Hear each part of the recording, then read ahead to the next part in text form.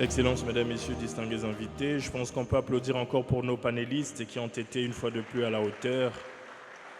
C'est l'occasion de féliciter les organisateurs de Voxeco pour le choix et les critères de choix des différents panélistes qui sont au parfum de la réalité, qui sont sur le terrain au quotidien et qui sont donc capables de vous apporter les différentes réponses à toutes vos interrogations. Nous disons aussi merci à M. Philippe Boutiviodo, qui a été modérateur de ce deuxième panel.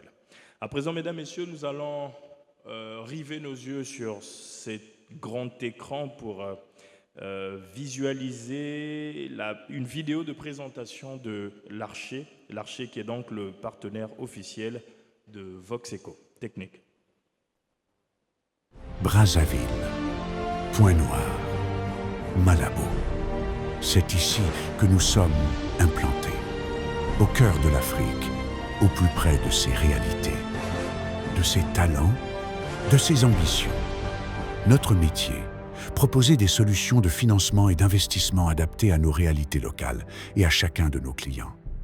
Notre mission est de dynamiser l'économie africaine en connectant ceux qui disposent de moyens financiers avec ceux qui en ont besoin. Depuis 2020, c'est cette conviction qui nous guide. Et aujourd'hui, plus de 150 collaborateurs partagent le même engagement, celui de révolutionner la finance africaine. Nous sommes l'Archer, experts en intermédiation financière et en mobilisation des ressources. Nous répondons aux besoins de liquidité des États, des institutions et des entreprises. Tout a démarré au cœur de la crise du Covid, quand l'urgence était de soutenir nos économies. De cette période est née une conviction. La finance peut être un levier d'impact et de résilience. Depuis, nous avons levé plus de 3 000 milliards de francs CFA au service du développement africain. Mais notre ambition ne s'arrête pas là. Nous soutenons aussi les particuliers. Car derrière chaque projet, il y a une vie. Celle de Gloria, 23 ans, qui rêve d'aller au bout de ses études pour donner tout son potentiel à l'Afrique. Ou encore celle de Philippe, qui aspire à une retraite sereine auprès de ses enfants. Notre rôle est de faire de l'épargne non seulement un outil de sécurité financière, mais aussi un véritable moteur de transformation économique et sociale. Toucher chaque citoyen, avoir un impact positif dans chaque vie. Soutenir les États, accompagner les entreprises et donner à chacun les moyens d'agir. Chez l'Archer, nous croyons en une Afrique qui investit en elle-même.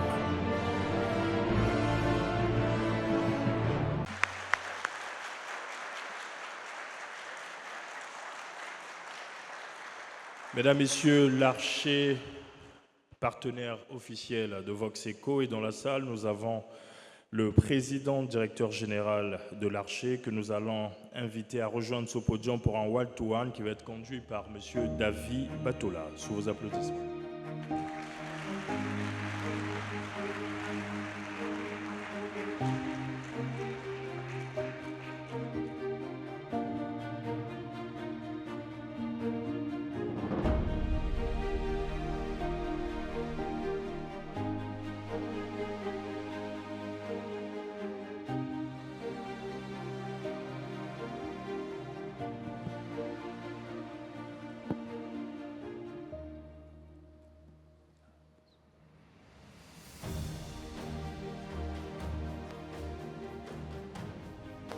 Bien, soyez salués, messieurs les ministres et honorables invités. Le temps m'a été accordé d'échanger avec le président directeur général du groupe l'Archer, partenaire officiel de cette édition Voxeco, sur la thématique justement de financer la diversification de l'économie de la République du Congo. Monsieur Gilles Tchamba, avant d'entrer en profondeur des actions de votre structure, nous voudrons d'abord recueillir un peu votre opinion sur cette thématique, financer la diversification de la République du Congo. pense que le ministre de la Coopération l'a dit, que la diversification, c'est un devoir, c'est plus une option. Quand on regarde la formation de nos économies, la structure de nos économies, on constate que c'est une réalité qui n'est pas propre juste au Congo. C'est une réalité que partagent un grand nombre de pays d'Afrique subsaharienne. C'est qu'on a une très forte dépendance aux ressources naturelles. Et on a souvent tort de penser qu'on est un pays riche parce qu'on a un sous-sol qui est riche. Je pense que la vraie richesse, elle vient de la capacité qu'on peut avoir à transformer ce que nous avons dans notre sol en produits finis. La différence qu'il y a entre le prix d'une tasse de café et le kilo de café, c'est la connaissance qu'on a mis pour pouvoir passer de la matière première à un produit qui est fini. Et la transformation, on peut transformer en bien, mais on peut aussi transformer en service. On a un pays qui est jeune. Quand je parle de pays jeune, c'est pour regarder la moyenne d'âge. On a un pays qui est majoritairement jeune. Et avec des jeunes, on peut transformer justement l'énergie, le dynamisme de la jeunesse dans des solutions dont notre économie a besoin. Donc, je suis très honoré justement de cette initiative qui consiste à parler, à remettre la diversification de l'économie au centre, parce que c'est une question vitale. Si on veut être compétitif demain, si on veut avoir un leadership, justement, on doit pouvoir profiter de l'avantage que nous avons, des ressources que nous avons pour pouvoir amorcer une transformation de l'économie. D'accord, merci. Le gouvernement a proposé un budget qui va être voté au Parlement, puisque c'est en cours d'élaboration. Un budget qui donne des indicateurs macroéconomiques encourageants. Alors, c'est un taux de croissance estimé à 3%, mais n'oublions pas que l'économie congolaise reste fragile. Alors, quelle est votre lecture de la situation économique congolaise? Bon, très concrètement, on a reconnu ici la dépendance que nous avons vis-à-vis du pétrole. Et on sait tous que le Congo traverse encore une période de tension de trésorerie.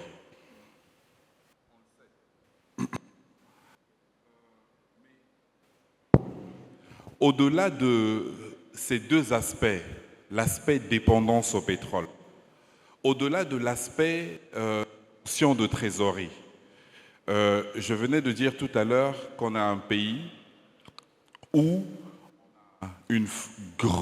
on a une grande majorité de la population qui est jeune. On a des ressources naturelles qui ne sont pas notre richesse, mais la richesse de notre sous-sol. Parce que notre richesse, à nous, elle vient de notre capacité à transformer ces ressources-là en produits finis. Et je vais vous dire une chose. J'ai un regard qui est le regard de l'entrepreneur. Et le regard que j'ai de la situation économique, c'est un regard qui est positif. Je vais vous expliquer pourquoi. On est dans un pays où il y a pratiquement tout qui est à faire. Si j'avais eu l'idée de monter le groupe Larcher dans une ville comme Paris, j'aurais eu le même succès. Des institutions comme la mienne, elles existent déjà avec une plus grande expérience et avec des acquis plus grands que les nôtres, avec des ressources plus grandes que les nôtres. Je vais emprunter votre... Non, c'est bon. je tiens à rappeler une chose. Le groupe L'Arché a été créé avec 10 millions de francs CFA de capital. Ça veut dire que la principale ressource que nous avons, la principale ressource qui a été la nôtre, ça n'a pas été les capitaux que nous avions. C'est plutôt deux choses. Notre expertise. Je vous en prie, vous pouvez changer le micro, oui. On vous suit? Oui. Ça veut dire que la principale ressource, ça n'a pas été l'argent. Ça a été l'expertise et l'audace. Pourquoi est-ce qu'aujourd'hui, on se rend compte que les choses ne vont pas? C'est parce que nous attendons tout de l'État. Nous sommes dans un pays où ce n'est pas le propre du Congo. C'est un peu le propre de beaucoup de pays d'Afrique subsaharienne où on se dit que c'est l'État qui va venir résoudre les problèmes. Non, l'aventure entrepreneuriale, elle peut bien faire peur. Je suis d'accord parce qu'il y a beaucoup... Il y a beaucoup d'incertitudes dans l'aventure entrepreneuriale, il y a beaucoup d'adversité et de challenges. Mais une aventure entrepreneuriale, l'aventure entrepreneuriale, c'est celle-là qui construit la nation. Et je pense une chose, laissez-moi avancer, souffrez que j'avance et que je développe. Moi, je pense une chose, fermement, c'est que c'est le secteur privé qui, lui, seul est capable d'inverser la tendance de manière significative. Est-ce que pensez-vous que le secteur privé est en capacité de contribuer à l'amélioration de la situation économique du Congo? Définitivement. Faites l'expérience. Tous les pays qui ont eu l'État pour seul acteur, c'est-à-dire tous les pays où l'État a été celui qui a tout fait, faites l'expérience et faites le bilan. Faites le bilan du communisme. Vous vous rendrez compte qu'aucun État n'a prospéré ou n'a fait prospérer ses citoyens parce qu'il a pris les choses en main. Le rôle de l'État, ce n'est pas d'engager la transformation. Le rôle de l'État, c'est de créer un cadre. Un cadre dans lequel émergent des champions. Le ministre de la Coopération venait tout à l'heure de parler de l'émergence des champions nationaux. Vous ne pouvez pas savoir le plaisir qui est le mien quand j'entends parler d'émergence de champions nationaux. Je tiens à le dire, j'aime bien dans l'aventure de l'Arché le fait qu'on est parti de rien et on est devenu un champion national qui représente fièrement les couleurs de notre pays dans la sous-région et un peu partout à l'extérieur. Et je vais vous dire une chose, c'est qu'il n'y a pas moyen qu'on s'en sorte si on ne se tourne pas vers le secteur privé. C'est au secteur privé aujourd'hui de prendre le relais et de prendre les choses en main pour impulser la croissance. Je pense que le cadre, il est en train d'être posé. Je prends un exemple. Quand on prend le secteur dans lequel nous on se trouve, société de bourse, société de gestion d'actifs, on disait que, pour répondre à ces problèmes de financement dont on a parlé tout à l'heure, on disait que ce n'était pas possible, les banques n'acceptent pas d'accompagner les startups. Parce qu'une start-up, elle n'a pas suffisamment d'éléments pour garantir la rentabilité le remboursement plutôt du prêt qui va être accordé. Qu'ont fait les régulateurs? Ils ont mis en place un cadre où ils ont permis l'émergence de nouveaux produits financiers qui permettent aujourd'hui de faire du capital investissement, de faire du crowdfunding. Donc, à ce moment, vous voyez, le régulateur a fait sa part. Maintenant, c'est à nous de faire notre part à nous. C'est pourquoi j'ai parlé, tout à l'heure, j'ai parlé d'audace. Ce qui manque dans notre pays, c'est juste l'audace. L'audace de prendre le pas. Le régulateur a fait. Mais aujourd'hui, quelles sont les institutions financières qui prennent l'engagement de s'inscrire dans la mobilisation de l'épargne dans le cadre du capital investissement? Et aujourd'hui, nous, chez l'Arché, dans le cadre de notre transformation, justement, on a lancé un projet depuis le début de cette année, qui pense à apporter, au fait, des réponses aux besoins de l'économie. On a une taille qui ne nous permet de ne traiter que des besoins des grandes entreprises et des États, des municipalités et des fonds de garantie. On se dit, mais 80% du tissu économique des pays de l'Afrique centrale, c'est la PME.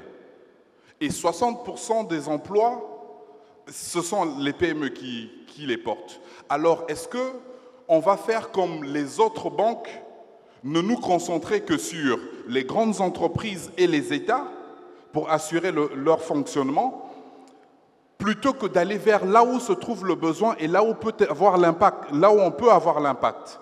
Et cet impact, c'est avec la PME. On a lancé le projet Transformation et justement, on a décidé que l'année 2026, au travers des projets que nous avons, va être l'année de la PME pour nous chez l'Archer. Ça veut dire que pour 2026, nous prenons l'engagement de dire qu'on va plus nous arrêter à financer des grands corporates, on ne va plus se limiter seulement au financement des États, parce qu'on a soif d'impact.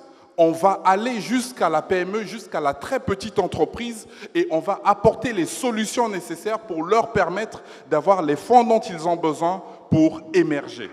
Alors, bon, nous comprenons. Alors, à l'évidence, quel est le rôle du système financier congolais?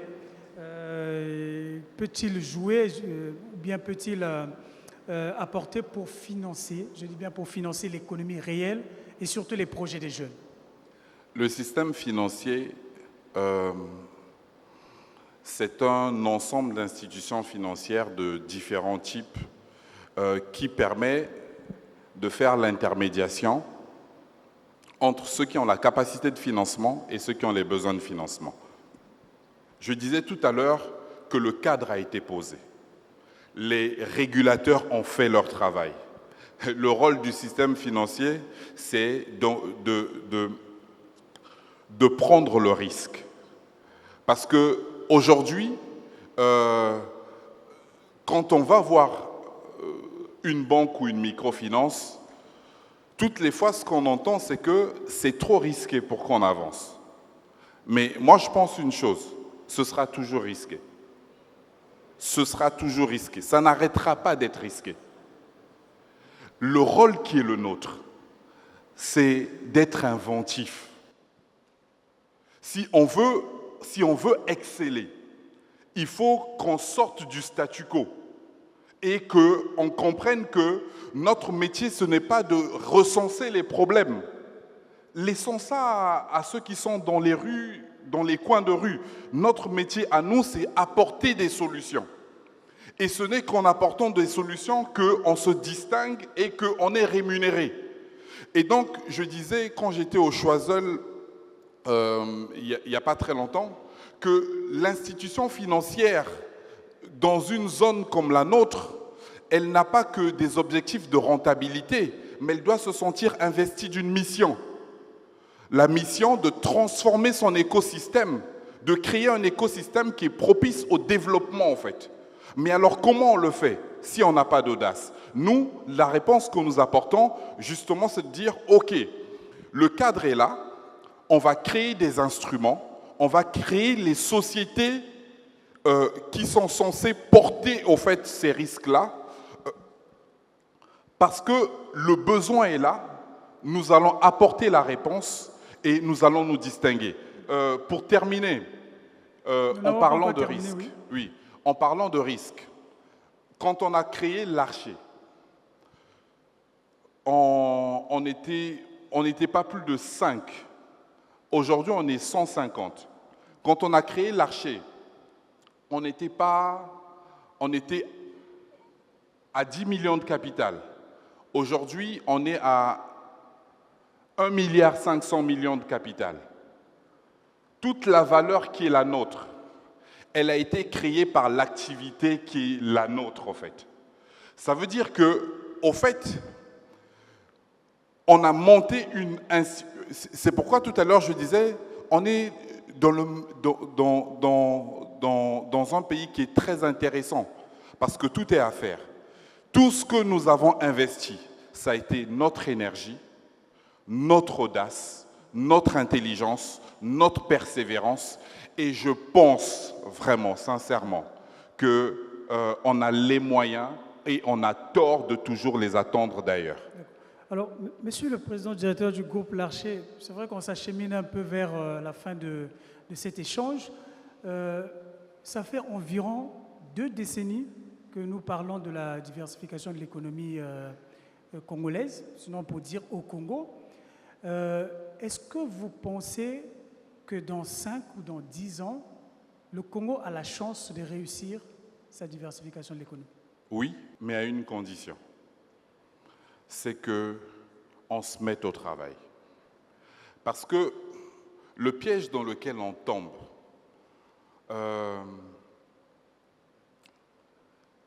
on tombe souvent dans le piège de la réunionnite. On organise beaucoup de réunions, on va organiser beaucoup de moments où on va s'asseoir et on va parler. Moi, je pense que vous remarquez que je parle beaucoup. C'est tout à fait normal. Moi, j'aime bien parler. Mais s'il y a une chose que tous ceux qui me connaissent savent me reconnaître, c'est travailler. Je pense qu'on gagnerait plus.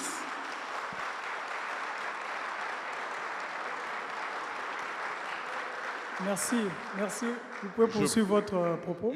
Je pense que si on travaille dans 20 ans,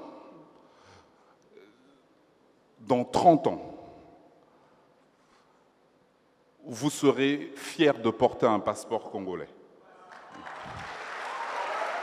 Bon, le public retient. Merci pour les applaudissements. Le public retient. C'est sûr que l'avenir nous dira, nous dira ce qui va se produire. Alors, j'ai une dernière question, mais c'est vraiment une question. Je m'en voudrais si je ne la pose pas. Il y a eu des polémiques autour du groupe Larcher par le passé. Peut-être qu'il y a peut-être une année ou quelques mois seulement. Alors, et quand je parle des polémiques, parce qu'on disait que le groupe Larcher était financé par un opérateur économique véreux, ou c'était une histoire de détournement des fonds. Alors, est-ce que vous, devant ce public, comment vous avez vécu cette situation ou cette polémique, ou qu'est-ce que vous répondrez à cet instant? Bon, merci. Merci pour cette question. Après, l'aventure entrepreneuriale, je vous le disais tout à l'heure, elle n'est pas facile. Elle est faite de beaucoup d'incertitudes, de beaucoup de challenges et de beaucoup d'adversités. Et nous sommes victimes d'une chose, c'est le fait que nous ne faisons pas de publicité. On communique beaucoup, mais on ne fait pas de publicité. Et on communique beaucoup, mais on communique sur l'essentiel. Je pense qu'on est victime du fait que notre environnement ne nous connaisse pas. Mais n'importe qui est arrivé dans nos locaux et n'importe qui a côtoyé de près Larcher sait que nous sommes un rassemblement de personnes qui croyons qu'on est capable de changer notre environnement par l'exercice de notre métier et de notre travail.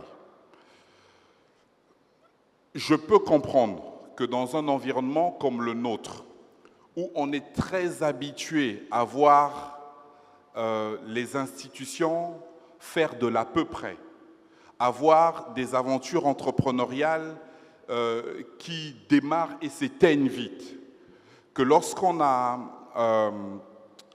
je ne parlerai pas en termes de succès, mais quand on a un impact comme le nôtre, ça peut être difficile à comprendre en fait. Ça peut être difficile de comprendre que au Congo, il soit possible que naisse un groupe qui se développe, s'étend et qui a un impact qui dépasse ses frontières. Ça peut paraître bizarre. Et c'est pourquoi je ne peux pas en vouloir à tous les commentateurs de la vie de notre pays comme de notre entreprise. C'est quelque chose que je comprends, mais c'est quelque chose qui est aussi pénible. Pourquoi? Parce que je vous ai dit que lorsqu'on part de chez nous, je dis nous parce que je parle de chacun de mes collègues. Lorsqu'on part de chez nous, on vient au travail parce qu'on se sent investi d'une mission. On a soif de voir notre environnement être transformé. On a soif de vivre dans un pays où il n'y a plus de coupure d'électricité. On a soif de vivre dans un pays où on sait que l'intégration régionale est là et qu'on peut se déplacer du Congo au Gabon, au Cameroun. On peut partir du Congo en Centrafrique aisément et donc développer des activités commerciales entre ces pays-là le plus simplement du monde. Quand on part de chez nous, c'est pour construire ce grand pays-là, en fait. Construire cette grande Afrique centrale. Je parlerai en termes d'Afrique centrale. Pourquoi? Parce qu'on nous dit toujours que c'est nous qui sommes les derniers de la classe. Il y a toujours des régions d'Afrique centrale qui s'en sortent mieux que nous. Nous avons pris l'engagement que dans 30 ans, qu'on ne s'amuse plus à nous le dire, en fait. Dans 30 ans, il faudrait que tous ceux qui sont critiques de nous, quand ils vont regarder ce que nous sommes devenus, qu'ils se posent la question de savoir qu'est-ce qui s'est passé. Donc, vous voudriez dire clairement que le groupe Larcher, ce n'est pas du blanchiment d'argent? Non, je veux vous dire clairement que le groupe Larcher, c'est une institution qui Par travaille... rapport à la polémique, bien entendu. Oui, clairement. Le groupe Larcher, c'est une institution financière qui est un rassemblement de jeunes qui tous les jours, et vous les verrez, vous sortirez, vous les verrez au stand, ils sont là, c'est un rassemblement de personnes qui tous les jours travaillent à laisser un impact.